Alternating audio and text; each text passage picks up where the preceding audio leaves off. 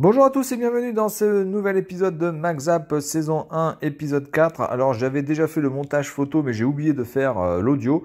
Donc du coup je me retrouve à le faire maintenant et pour vous le proposer donc avant Noël.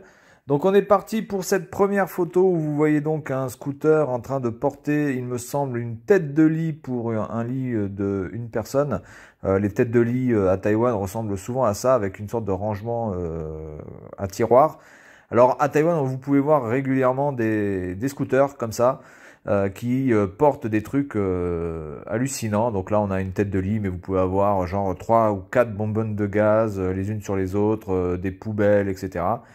Donc voilà, ici, ce scooter qui est juste en face d'un 7-Eleven, magasin qui est extrêmement populaire à Taïwan et surtout à Taipei, puisque à Taipei, il y a plus de, je crois, 5500 magasins comme ça, 7-Eleven.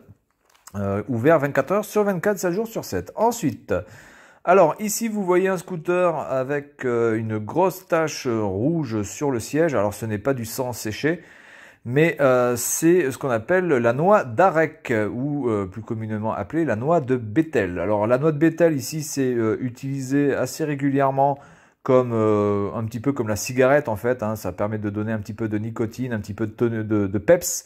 Un petit peu voilà, c'est un peu l'effet de la cigarette. Et en plus, ça a un effet coupe-faim, donc anorexigène. Voilà, donc c'est aussi cet effet-là. Donc on en voit souvent, c'est souvent les vieux ou les personnes âgées ou les gens qui travaillent, qui ont vraiment des travaux, voilà, des boulots assez durs à faire, genre les maçons, etc.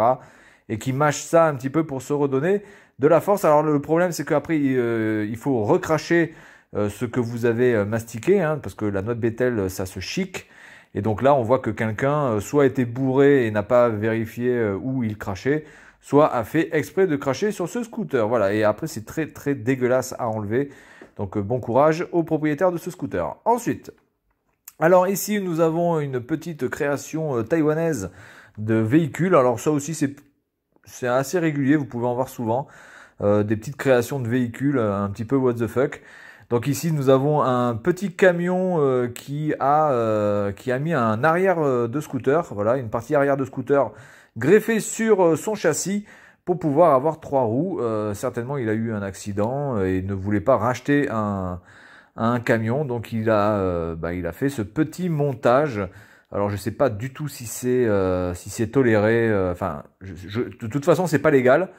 Ça doit être toléré parce que j'en vois beaucoup, mais là, du coup, lui, il s'est fait prendre. Alors, je ne sais pas s'il s'est fait prendre parce qu'il a modifié son camion ou s'il s'est fait prendre parce qu'il était garé comme une merde. Ensuite, alors ici, vous pouvez regarder un scooter qui est Uber Eats et en même temps Foodpanda. Alors, Foodpanda, je crois que ça n'existe pas en France, mais Foodpanda, donc, c'est un service de livraison style Uber Eats.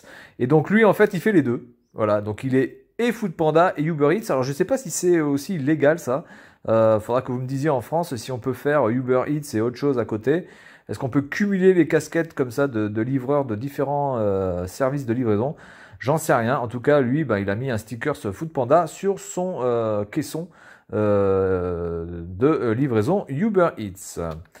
Ensuite, on continue dans le même trip. Alors là, ici, vous pouvez voir les effets pervers un petit peu de cette livraison à domicile, puisque quand vous avez un restaurant qui est très connu, qui est très populaire et qui en plus, sans doute, n'est pas très très cher, ou en tout cas à un prix bon marché, eh bien, si ce restaurant a eu la bonne idée, entre guillemets, de se mettre sur Uber Eats et Foodpanda, eh bien voilà ce qui peut se passer. Vous avez une queue de gens qui viennent chercher les commandes des différents clients.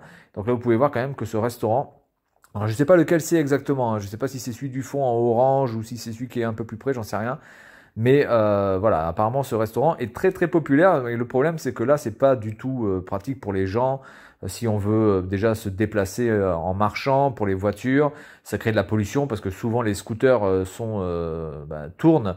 Les moteurs continuent de tourner, voilà, donc je sais pas. Voilà, donc ça c'est un petit peu les effets pervers, en tout cas ici à Taïwan. Ensuite, on continue. Alors ici, un peu dans le même style, sauf que là on a eu un accident donc entre un Foodpanda, puisque là on peut voir que c'est rose, Hein. Un Food Panda qui a eu un accident, mais malheureusement, il a eu un accident avec une Bentley Continental. Il me semble que c'est la Continental, celle-ci. Et malheureusement pour lui, il y a peu de chances que en fait l'assurance prenne en charge les coûts de réparation de la Bentley, sauf si évidemment c'est la Bentley qui est en tort. Mais en tout cas, si la Bentley n'est pas en tort, ici les assurances, très souvent quand on a un scooter, on prend une assurance vraiment basique qui couvre les trucs basiques et qui ne vont pas à une somme extrêmement importante en cas d'accident. Là, j'espère vraiment que le scooter était dans son bon droit parce que sinon, je pense qu'il va pouvoir faire des livraisons jusqu'à la fin de sa vie pour réparer la voiture. Voilà, ensuite, on continue. Alors là, on change un petit peu on change totalement d'ailleurs de style. Ici, je crois qu'on a l'affiche de Frozen. Il faudra me confirmer, mais je crois que c'est Frozen.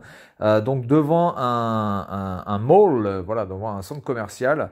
Par contre, bon, ben, ils n'ont pas eu la bonne idée de bien placer le stickers, puisque vous pouvez voir que le personnage, le blondinet, a un petit peu le gourdin. Hein. On peut dire qu'il est plutôt bien membré et Rocco Siffredi n'a qu'à bien se tenir. Il y a de la concurrence. Voilà, donc là on peut voir quand même que il y a certaines personnes qui réfléchissent pas trop quand ils posent ce genre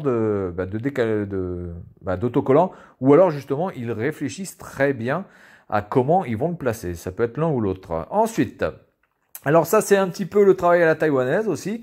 Là, vous pouvez voir qu'il y a un pilier qui est en très très mauvais état, alors soit dû à la construction, soit dû au séisme, hein, puisque ici à Taïwan, nous avons assez régulièrement des séismes qui peuvent aller jusqu'à 6,4, 6,5, 7 des fois. Bon là, le dernier en date, ça devait être du 6,3, 6,4. Vous pouvez voir ici que pour éviter tout problème et pour vraiment solidifier la chose, eh bien, ça a été entouré de scotch, parce que tout le monde sait que quand vous avez un pilier en béton armé qui cède, eh bien, la meilleure solution, évidemment, c'est de l'entourer de scotch, parce que le scotch, c'est bien plus résistant que le béton. Ensuite, pour terminer avec ce MaxZap, on va finir sur une note positive et une note pleine d'espoir.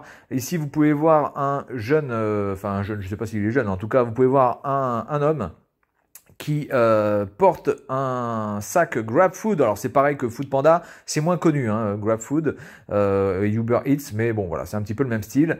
Et cette personne-là n'a pas de scooter, donc il est à vélo. Alors je ne sais pas si c'est un vélo électrique ou un vélo à assistance électrique, j'en sais rien.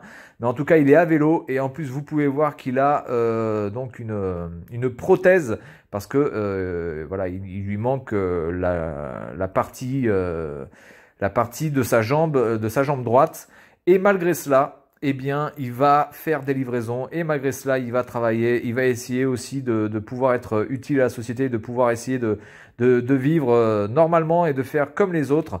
Voilà, donc petit message d'espoir aux gens qui des fois pensent que la vie est difficile, etc. Là, vous avez quand même quelqu'un qui va livrer des choses, qui porte quelque chose de lourd sur son dos, qui a une prothèse, qui est en vélo, qui n'est pas en voiture, qui n'est pas en scooter, qui est en vélo, sous la pluie, ou etc. et qui va quand même essayer de faire quelque chose de sa vie. Voilà, donc c'est tout pour cette vidéo et sur cette note d'espoir.